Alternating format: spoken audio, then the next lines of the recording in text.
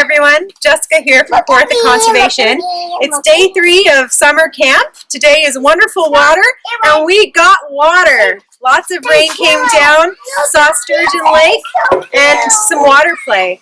And it's been a great day, and we hope that more of you can join us again on day 4. We're going on a bug safari.